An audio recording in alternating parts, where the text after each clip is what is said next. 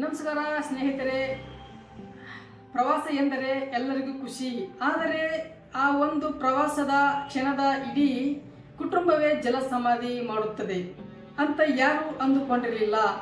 ಮಧ್ಯಪ್ರದೇಶ ಜಬಲ್ಪುರದ ಬಾರ್ಗಿ ಆಣೆಕಟ್ಟಿನಲ್ಲಿ ಸಂಭವಿಸಿದ ಆ ಭೀಕರ ದೋಣಿ ದುರಂತ ಈಗ ಇಡೀ ದೇಶವನ್ನೇ ಬೆಚ್ಚಿ ಬೀಳಿಸಿದೆ. ಆರಂಭದಲ್ಲಿ 7, ನಂತರ 9, ಈಗ ಸಾವಿನ ಸಂಖ್ಯೆ ಬರೋಬ್ಬರಿ 13ಕ್ಕೆ ಏರಿಕೆಯಾಗಿದೆ.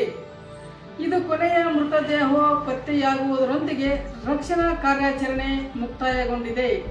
ಏನಿದು ಘಟನೆ, ಅಸಲಿಗೆ ಎಲ್ಲಿ ನಡೆದಿದ್ದೇನೋ ಬನ್ನಿ ಈ ವಿಡಿಯೋದಲ್ಲಿ ಸಂಪೂರ್ಣ ಮಾಹಿತಿ ತಿಳಿಯೋಣ. ಕಳೆದ ಗುರುವಾರ ಸಂಜೆ ಸುಮಾರು 43 ಪ್ರವಾಸಿಗರನ್ನು ಹೊತ್ತು ಮಧ್ಯಪ್ರದೇಶದ ಪ್ರವಾಸೋದ್ಯಮ ಇಲಾಖೆಯ ಕೃಷಿ ದೋಣಿ ಬಾರ್ಗಿ ಆಣೆಕಟ್ಟಿನ ನರ್ಮದಾ ನದಿಯಲ್ಲಿ ಸಾಗುತ್ತಿತ್ತು.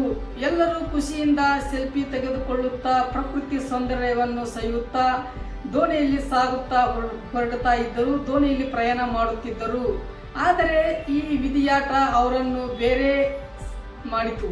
ಅಂದರೆ ಸಂಜೆ 6 ಗಂಟೆಗೆ ಸುಮಾರಿಗೆ ದಿಢೀರನೆ ಹವಾಮಾನ ಬದಲಾವಣೆಯಿಂದಾಗಿ ಗಂಟೆಗೆ 60ರಿಂದ 70 ಕಿಲೋಮೀಟರ್ ವೇಗದಲ್ಲಿ ಬಿರುಗಾಳಿ ಬೀಸಲು ಪ್ರಾರಂಭಿಸಿತು. ಅಲೆಗಳು ಅಬ್ಬರಕ್ಕೆ ಸಿಲುಕಿದ ದೋಣಿ ನಿಯಂತ್ರಣ ತಪ್ಪಿ ಕ್ಷಣಾರ್ಧದಲ್ಲೇ ನೀರುಪಾಲಾಗಿತು.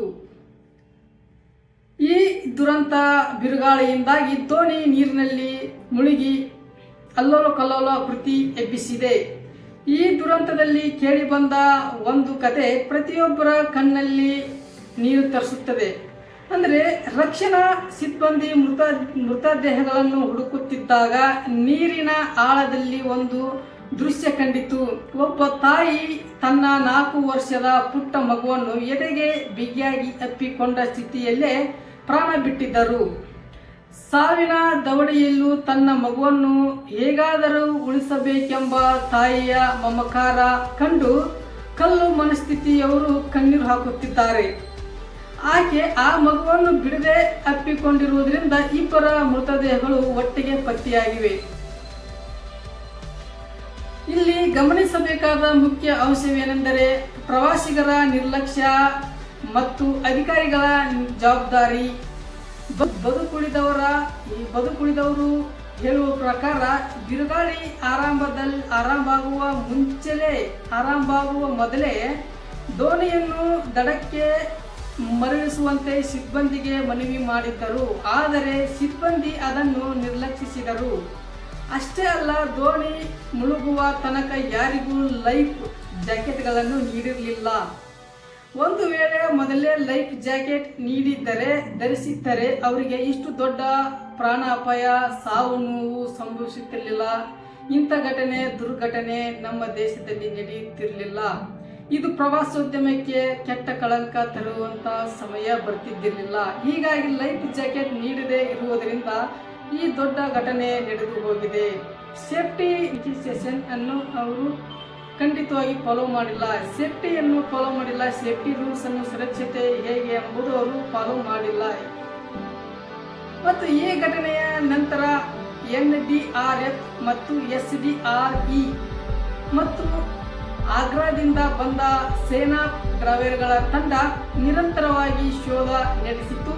ಇದು 5 ವರ್ಷದ ಮಯೂರಂ ಮತ್ತು ಆತನ ಚಿಕ್ಕಪ್ಪ ಕಾಮರಾಜ್ ಅವರ ಮೃತದೇಹಗಳನ್ನು ಪತ್ತೆಯಾಗುವುದರೊಂದಿಗೆ ಒಟ್ಟು ಸಾವಿನ ಸಂಖ್ಯೆ 13ಕ್ಕೆ ತಲುಪಿದೆ ಎಂದು ವರದಿ ಬಂದಿದೆ. ಮತ್ತು ಪ್ರಧಾನಿ ನರೇಂದ್ರ ಮೋದಿ ಮತ್ತು ಮಧ್ಯಪ್ರದೇಶದ CM ಮೋಹನ್ ಯಾದವ್ ಅವರು ಮೃತದೇಹ ಕುಟುಂಬಗಳಿಗೆ ಪರಿಹಾರ ಘೋಷಿಸಿದ್ದಾರೆ ಮತ್ತು ಅವರ ಕುಟುಂಬಕ್ಕೆ ಶಾಂತಿ, ಅವರ ದುಃಖವನ್ನು ತಲುಕೊಳ್ಳುವಂತ ಶಕ್ತಿ ಕೊಡಲೆಂದು ಹಾರೈಸಿದ್ದಾರೆ.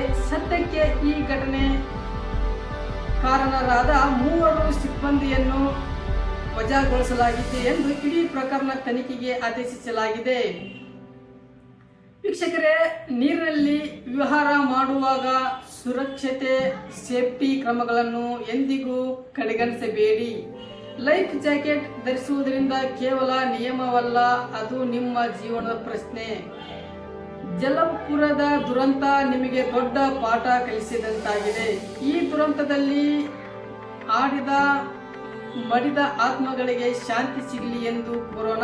ನಿಮ್ಮ ಪ್ರಕಾರ ಈ ಘಟನೆ ಯಾರ ಕಾರಣ? ನಿಮ್ಮ ಅನಿಸಿಕೆ ಕಾಮೆಂಟ್ ಮಾಡಿ ಬಾಕ್ಸ್ನಲ್ಲಿ ತಿಳಿಸಿ. ಮತ್ತಷ್ಟು ಸುದ್ದಿಗಳಿಗಾಗಿ ನಮ್ಮ ಚಾನಲ್ ಸಬ್ಸ್ಕ್ರೈಬ್ ಮಾಡಿ. ಧನ್ಯವಾದಗಳು.